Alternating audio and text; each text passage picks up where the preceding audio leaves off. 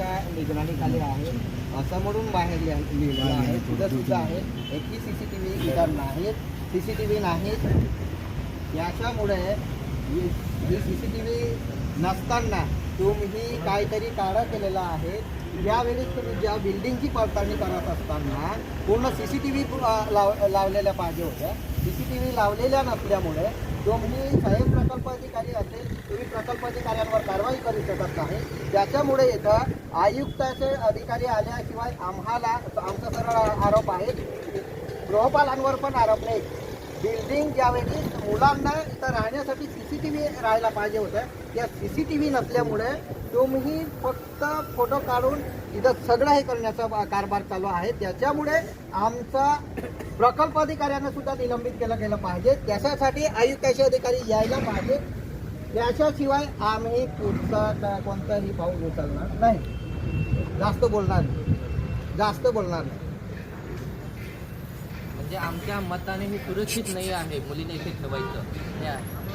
आता इथे ठेवलं हे निर्णय तुम्ही घेऊ शकत असणार ना तर तरच या, नाही तर मग ना तो मोठ्या ठिकाणी बोलून घ्या. आणि ज्या मुली ज्या व्यक्तीच्या पुरुषावर सोडलेले त्या व्यक्तीला अथॉरिटी आहे का त्या मुली सांभाळायची? जी बाई त्यांचं संगोपनसाठी ज्या बाईला ठेवलेले तिचा आदेश आहे का? एकही जबाबदार कर्मचारी नाही इथं. एक पण जबाबदार आणि व्यक्ती आज तरुण 25 मुली मुली कोणाच्या माऱ्यावर भरोश्यावर आहेत. सोडल्या? ह्या कोणाच्या भरोश्यावर मुली आहेत इथं? आणि ती वॉर्डन बाई ऑलरेडी पहिले सस्पेंड होती 250 काय केलं इथं देण्याचं. ज्या बाईला एका मुलीच्या सुसाईड मध्ये 6 महिने निलंबित ठेवलं आणि त्या महिलेला पुन्हा तुम्ही पिंपणेरला ठेवलं. पिंपणेरला का ठेवलं? जाऊ दे ना तिथं बाहेर. त्या बाईच्या अंडर मध्ये या दुसऱ्या मुलीने सुसाईड केलेलं आहे.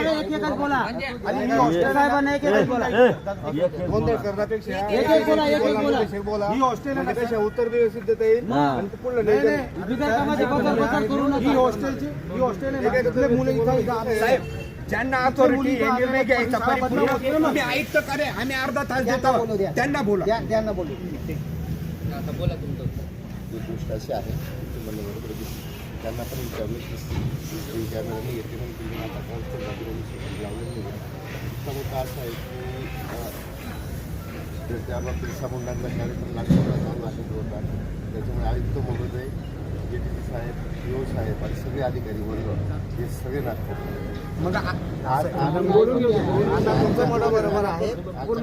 आजच्या कंडिशनला जे आपण म्हणतात की बुवा अधिकारी वगैरे हवेचे अधिकारी की जे आता ते या ठिकाणी उपस्थित होऊ शकत नाही कारण की नेमकी बाईट काय घेणार आहे. सकाळपासून सगळे अधिकारी काय सध्या बिरसा मुंडा जयंती 15 नोव्हेंबरला होती. याच्यामुळे 16 नोव्हेंबरचा काही संबंध येत नाही. अधिकारी जर असेल आज 17 तारीख आहे, काल 16 तारीख होती. त्याच्यामुळे तुम्ही जे सांगितलं की दुसऱ्या ठिकाणी बिल्डिंगमध्ये ते मुलींना ट्रान्सफर केलं. तुमचं म्हणणं बरोबर आहे. एकलव्य रेसिडेन्सी मुलं इथं राहत असताना तुमच्या गेटवरती बघा मुद्दा तुमचा चुकलेला आहे. गेटवरती तो आपण CCTVच्या निगराणीखाली आहोत असं म्हणून तुम्ही लिहिलेलं आहे. इथं कॅमेरे लावले असेल म्हणूनच तुम्ही तसं लिहिलेलं आहे. तुमचं प्रकल्पांचं तुम्ही चौकशी केली असेल, निरीक्षकांनी चौकशी करतात त्यावेळीच त्याच्यावर प्रस्तावावर सही होते, मग ते बिल्डिंगला परवानगी भेटते. त्याच्यामुळे आमचा तुमच्यावरच आरोप आहे की तुम्ही इथं ही बिल्डिंग ताब्यात देत असताना मुलांसाठी हे करत असताना तुम्ही ताब्यामध्ये घेतली त्यावेळेस कोणते सोयी सुविधा आहेत का? कोणतीही CCTV नसल्यामुळे लिहिलेलं आहे. फक्त प्रस्ताव मंजूर करण्यासाठी इथं लिहिलेलं आहे. त्याच्यामुळे ATC ऑफिसचा अधिकारी इथं आल्याशिवाय आम्ही इथून हलणार नाही, परत घ्यायला जाणार नाही. आम्ही हॉस्पिटलमध्ये जाण्याचा आमचा काही संबंध नाही. आमच्या मुलीला आम्ही इथं एवढ्या मुली सुरक्षित नाही आहेत ना. आणि एक विषय असा आहे ती मुलीची अशी झाली घटना घडली की मी इथे कोण असेल सांभाळणारे मॅडम त्यांना न सांगता त्या दादांना कसं काय फोन केला ते मुली यांना सांगायला पाहिजे ना. अरे एक मिनिट तुम्हाला समजलाच नाही तो विषय. त्यांची स्वतःची भाची इथं आहे ना हो. मग ती ते घरच्यांना सांगीन ना पहिले. कळवायला पाहिजे. चुकीचा अर्थ नका करा. विषय असा आहे सर की जेव्हा ही घटना घडली मुलींना जेव्हा ते लक्षात आलं त्यावेळेस इथं जबाबदार व्यक्ती नव्हता की त्याला सांगितलं जाईल म्हणून आपल्या नातेवाईकांना तरी सांगावं म्हणून ते गेलंय फोन. कारण इथं जबाबदार व्यक्ती नव्हता.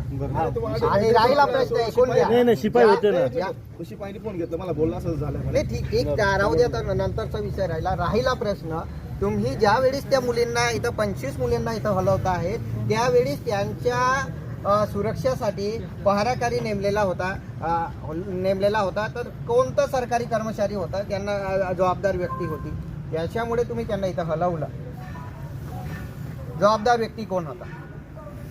ते 25 कोणाच्या नाहीचे आणि जे रोजंदारीचे आहेत त्यांना बी आदेश नाही. जे रोजंदारी आहेत त्यांना पण आदेश नाही आहेत. आणि जे वर्ग 5 बी चालू आहे ते बी त्यांना ते जितके बी कर्मचारी आहेत त्यांना एक आदेश 6 महिने झाले साहेब. 30 मुलं दुसऱ्याच्या भरोश्यावर त्यांना आदेश नाहीये. आज जर त्या 30 मुलांना मधलं एखाद्याही मुलाला काही झालं ना तरी ते लोक बेजबाबदार म्हणजे ज्यांचं काही संबंध नाही ते बळीचे बकरे बनणार आहे अशी अवस्था आहे. गृहपाल मॅडमवर आरोप लावत नाहीत. गृहपाल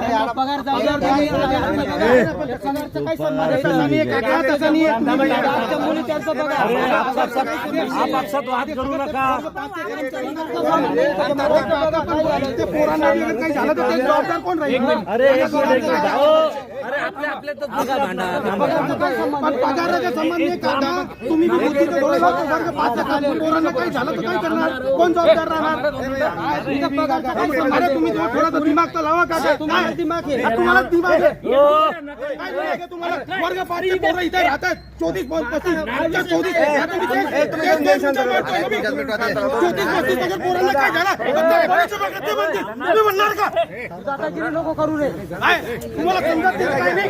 पहिले या मुलीचं काय क्लिअर करा. बघायचा विषय आहे काही नाही, या मुलीचं काय पहिले तुमच्यामुळे होतं हे.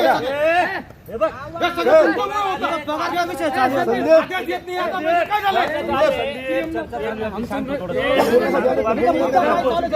थोडं रिलॅक्स घ्या ना त्यांच्या विषयी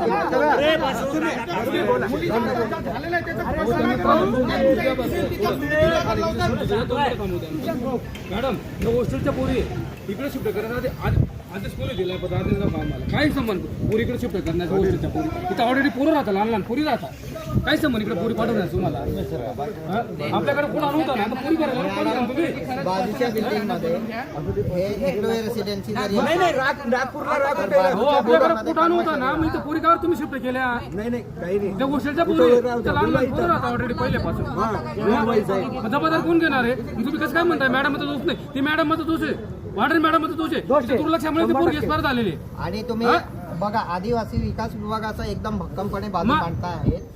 बाजू मांडत असताना तुम्ही म्हणतायत आमचे कर्मचारी नागपूरला गेलेले आहेत आमचे अधिकारी नागपूरला गेलेले आहेत. आदिवासी बघा तुम्हाला एखादा मुख्यमंत्री असेल आदिवासी विकास मंत्री असेल किंवा उपमुख्यमंत्री असतील कोणीतरी त्यांनी सांगितल्याच्या नंतर तुमचे अधिकारी नागपूरला जायला वेळ आहेत आणि आदिवासी विद्यार्थ्यांना तिथं खर्च करायला वेळ आहेत. आदिवासी विद्यार्थ्यांच्या सुरक्षेसाठी इथं तुम्ही आदिवासी विकास विभाग इथं कर्मचारी नेमू शकत नाही. याच्यापेक्षा दुर्दैव कोणतं असू शकतं? याचं उत्तर ते आता काय डिसिजन काय घ्यायचं काही उत्तर आणि जोपर्यंत आयुक्ताचं सहाय्यक आयुक्त तरी इथं यायला पाहिजे. आम्ही प्रकल्प अधिकाऱ्यांवर गरजेचं आहे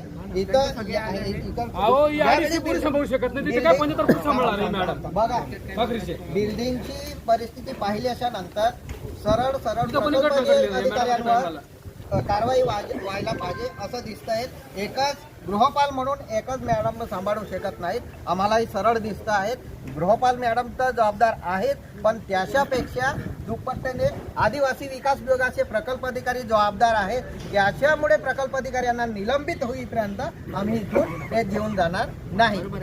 मॅडम मी काय म्हणतोय तुम्ही आताच्या आता कॉन्टॅक्ट करा त्यांना हे बघा 2 मिनिटं आहे बाबा थोडं तुम्ही आताच्या आता कॉन्टॅक्ट करा. असं वातावरण आहे बिघडण्यापेक्षा काय ते प्रेत रात्री का सुचतंय काय नियोजन आहे ते बसून थोडंसं डिस्कस करा आणि कॉन्टॅक्ट करा. जास्त सेन्सिटिव्ह होऊ नये लगेच काय कोणाला बोलवता काय आपला मग वाद नका करू. पुढली रस्ता नीट लावा आणि थोडी व्यवस्थितपणे